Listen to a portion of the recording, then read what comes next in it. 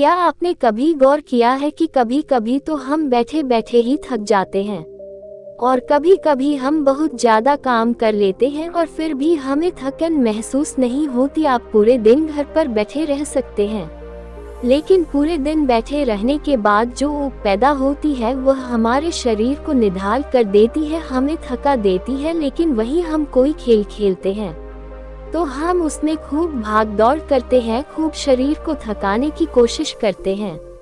मन का मंत्र। लेकिन खेलने के बाद एक चुस्ती महसूस होती है, जैसे शरीर का रोम रोम खिल उठा हो। अगर आप देखें तो ये बात अपने आप में हिलता है।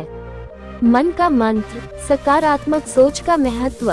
तो उसका शरीर थकता है, इसीलिए खेलने के बाद उसे थकावट महसूस होनी चाहिए। और जब आदमी खाली बैठता है, मन का मंत्र, वह अपने शरीर को थका ही नहीं रहा, वह तो आराम कर रहा है।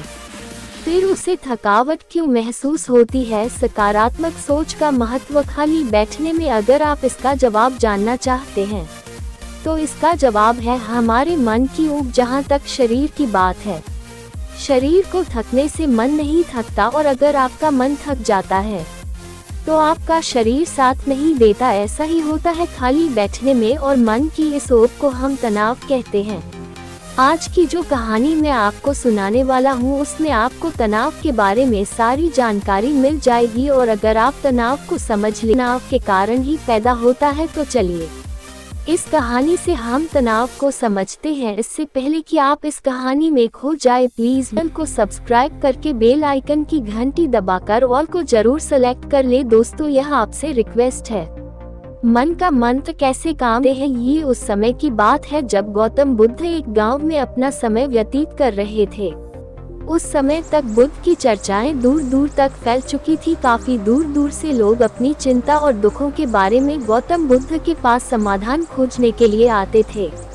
मन का मंत्र। ऐसे ही एक दिन जब गौतम बुद्ध आश्रम में अपने शिष्यों को उपदेश दे रहे थे तो एक अधेड़ उम्र का आदमी अपने 22-13 साल के लड़के को साथ लेकर गौतम बुद्ध की तरफ चला आ रहा था। गौतम बुद्ध ने एक नज़र उस पर डाली और उपदेश में बैठने के लिए कहा। जब उपदेश खत्म हुआ तो गौतम बुद्ध ने उस आदमी को अपने पास बुलाया और अपने पास बैठने का इशारा किया। जंगल में हरी। मन का मंत्र। इसके बाद गौतम बुद्ध ने उस आदमी से आने का कारण पूछा। इस पर वह आदमी कहता है कि हे तथागत, मैं 2 दिन की यात्रा करके अपने बेटे को आपसे मिलवाने लाया हूँ। यह मेरा इकलौता पुत्र है।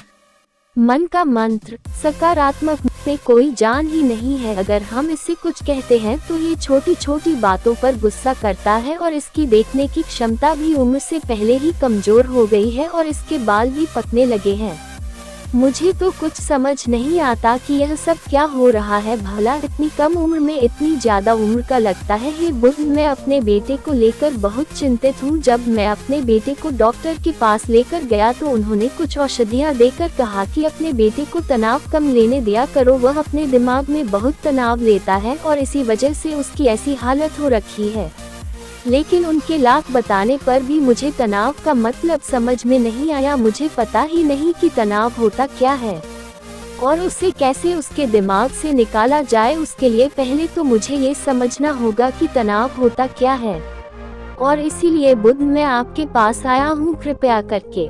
मन का मंत्र। बुद्ध उस लड़के को बड़ी गौर से देखते हैं, उसकी आंखों में देखते हैं, उसके चेहरे पर देखते हैं और फिर उसके हाथ की नब्ज भी देखते हैं।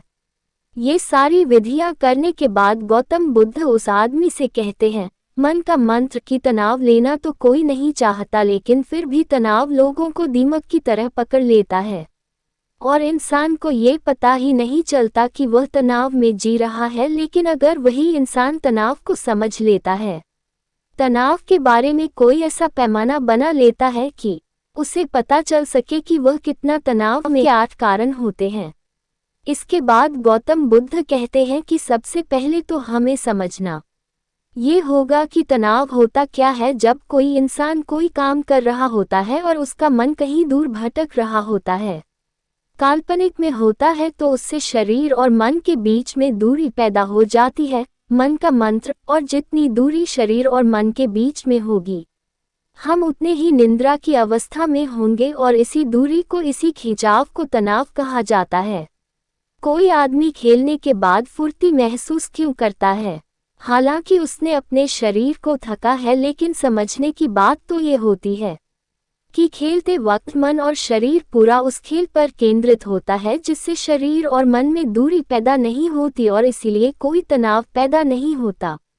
मन का मंत्र आता है और वही जब हम कोई बेमन का काम करते हैं, मन का मंत्र जिसमें हमारा मन लगता ही नहीं, तो हम शारीरिक रूप से वह काम तो करते हैं, लेकिन हमारा मन कहीं दूर काल्पनिक में भटक रहा होता है। इससे शरीर और मन में एक दूरी पैदा हो गई और तनाव ने जन्म ले लिया।